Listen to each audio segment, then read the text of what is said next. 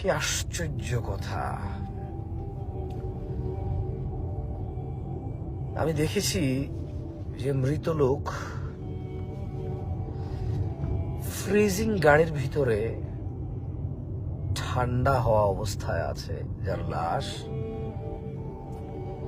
তার সন্তানদের মধ্যে কেউ হয়তো ক্লান্ত, পরিশ্রান্ত,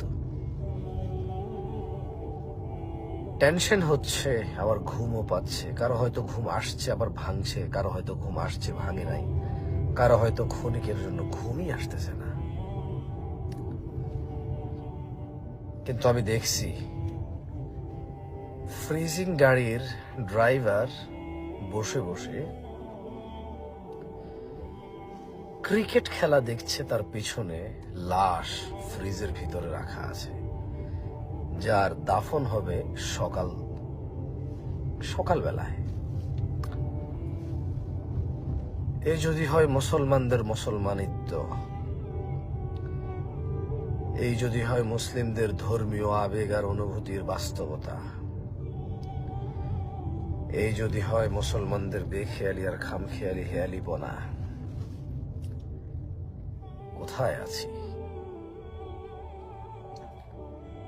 কোথায় আছি আমরা? আচ্ছা, এই ড্রাইভার মরে গেলে ও তো নড়তে ছুটতে পারবে না। রাত ৩টা বাজে। মৃত লোকটা যদি জীবিত থাকতো, ওকে হয়তো বলতো, এই মোবাইল বন্ধ কর, আমি ঘুমাচ্ছি, তুই দেখছিস না? আফসোস, বাড়ির মালিক বাড়ির উঠানের সামনে শোয়া ফ্রিজিং গাড়িতে, এত বড় স্পর্ধা কোথায় থেকে কোন ড্রাইভার এসে লাশের সামনে বসে মোবাইল দেখে? শুধু রুহটা না থাকার কারণে কিছু বলতে পারছে না, শুধু রুহটা না থাকার কারণে ঠান্ডা লাগছে বলতে পারছে না। কি চরম বাস্তবতা! কি চরম বাস্তবতা! আমি হয়তো আগামীকাল বা পরশু ভুলে যাব এমন ঘটনা।